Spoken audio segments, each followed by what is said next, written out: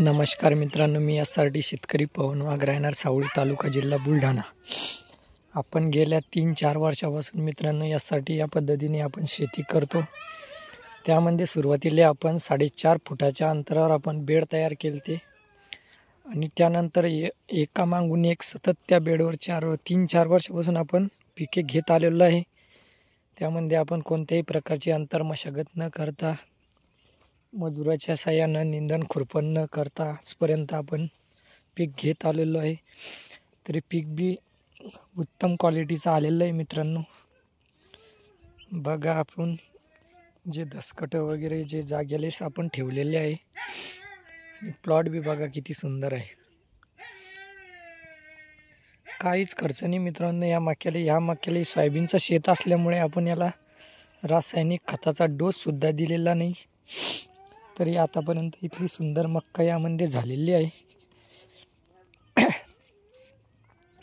म्हणून माझे सर्व शेतकरी बांधवांना एकच विनंती आहे की आपण SRT पद्धतीने शेती केली तरच आपल्याला शेतीमध्ये थोडाफार नाही भरपूर असे नफा राहू शकतो मित्रांनो। कारण एका एकराचा जर विचार केला तर जवळपास नांगरट, मोगडा, रोटर, सरी पाडणे धरून जवळपास 7-8 हजार रुपये जवळपास खर्च येतो मित्रांनो।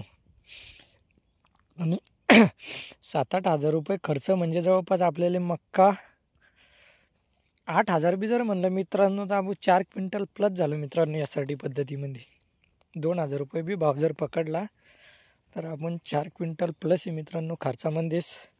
त्या 4 क्विंटलमध्ये आपलं रासायनिक खत असो किंवा तणनाशक 4 क्विंटलचे बी पैसे लागत नाही मित्रांनो। तणनाशक एकदा टिंग जर मारलं तर एकरी जवळपास 1300-1350 रुपये एकराला खर्च येतो। त्यानंतर झाल्यानंतर आपली हार्वेस्टिंगच बघा मित्रांनो, असा प्लॉट आहे आपला। एक नंबर डेव्हलप। आता तण बी आहे, अजून 10-15 दिवसांनी आपण याच्यावर टिंजर या तणनाशकाचा वापर करणार आहोत।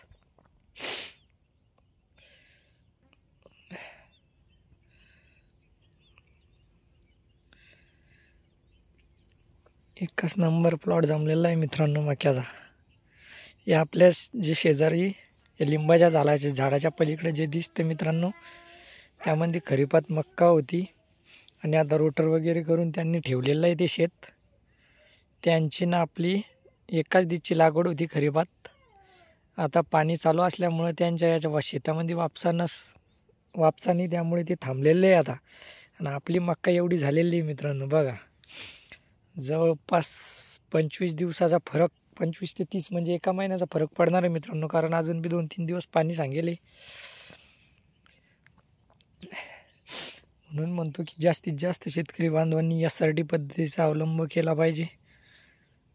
कारण 2 पिकातलं अंतर खूप कमी होते SRT मध्ये। क्वालिटी बी बघा ना मित्रांनो, नो खत वगैरे काहीच दिलेलं नाही याला, तरी बी क्वालिटी एक नंबर आहे। धन्यवाद मित्रांनो।